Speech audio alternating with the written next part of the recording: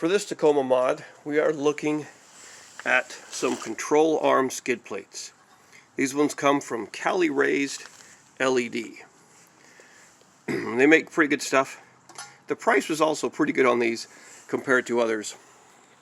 And this is about what you get here. No installation instructions, although you can find installation videos, various kinds, online. But you can see this is their orientation on the truck.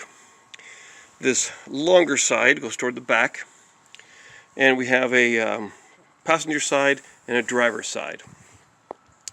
The hardware that comes with it, one thing I want to mention is these carriage bolts here. Again, these are made to bolt right on into existing holes in your lower control arms or A-arms. And there's a longer one on this back side. So the longer one is here, and the shorter one is right here. And it also includes some aluminum spacers that I think would go right here, but that's not for the second gen. It looks like the same model will fit the third generation Tacoma, but for the second gen you don't need that aluminum spacer. So you can kind of see how these go right here until the carriage bolts just go through kind of square openings here, and then we do have a large washer here and here, and there's a smaller washer right here on this bolt, so it's like it's zinc or something. So that's what you get right there. They are steel, and you can see they are pretty thick, pretty heavy duty, and heavy. Now this is what happened recently on my Tacoma. See something missing there?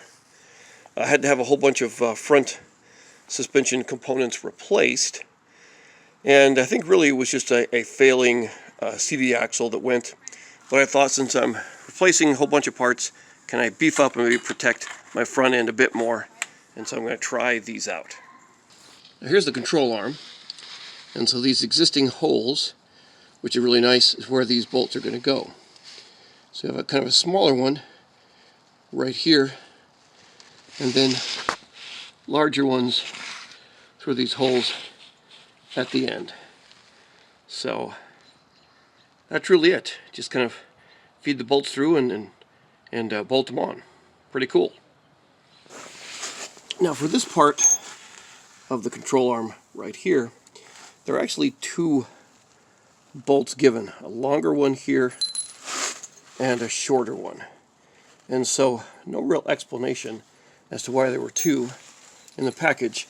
But just to kind of see what goes on here, I'm going to look here. I'm going to put this bolt right in here. Okay. So there's the long one. And I think we can see how it sticks up. You can see that's pretty far going up there, and the threads sort of end. So basically I don't think we need the long one. I think this shorter bolt is probably going to be what we want for this one. See that? Seems to be a better option right there. So this is what they look like, the long and the short. It looks like we need the short one. The nuts to tighten these down are lock nuts, which is nice. There's a little nylon in there. And for the smaller bolt, you're going to need an 11 millimeters. And for the larger one, you're going to need a 14 millimeter socket. So let's see what we can do here. Okay, so here I've just loosely put in the skid plate. It's a little challenging with one person, but it can be done. Just kind of threading one carriage bolt up here, putting the nut on loosely, longer one in the back there, and then the one up front. So forget what I said about using the shorter bolt up front here. It looks like I am going to need the longer bolt. So maybe with the extra thickness here of the skid plate, that shorter one wasn't quite enough. So the longer of the smaller bolts here, and of course the longer carriage bolt in the back. So there, just kind of put it in. You see the washers, large washers in place right here. The smaller bolt has a little washer right there, and then large washers on top of everything. So now we'll just kind of start tightening this down. Now it would be a little bit easier to raise the truck up, but even without doing that, I'm able to really pretty easily reach in and get here. I'm just here right by the front of the tire, and my truck has some lift on it anyway, but you'll need a long socket because of the length of that bolt here. But you can see how it's easy enough to just kind of hang even outside the truck and install these and tighten them up like that. Alright, now I'll move to the other side of the tire and tighten up that back carriage bolt. And there it is, all installed. So doing this once, I might suggest tightening up this little bolt in front up and closest to the tire first. Because when these carriage bolts are all nice and tight back here, this one doesn't want to slide up and go up all the way. And I think it'd just be easier to get this fully installed and tightened and then do these. Or at least don't fully tighten and finish those until you've done this one right here. Okay, that's what it's like installed. Time for the next one. Okay, and so here's the hardware it comes with you won't need. The smaller bolts here that are for the smaller hole next to the wheel, and the 2 aluminum spacers for the 2nd gen Tacoma.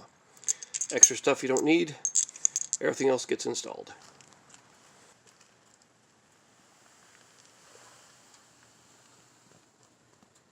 So there they are, both installed. Let's get a view over here for this one. Pretty easy installation, and unlike some other brands, these don't have any identifying marks on them. They're just kind of nice plain powder coated steel. Maybe you like that, maybe you don't. But anyway, there they are. And one question I had was, is there anything noticeable with driving? Do I feel them, hear them, anything change? And the answer is no. It's like they weren't there. So this is definitely a good addition, easy and inexpensive, and it could protect your steering components. So well worthwhile.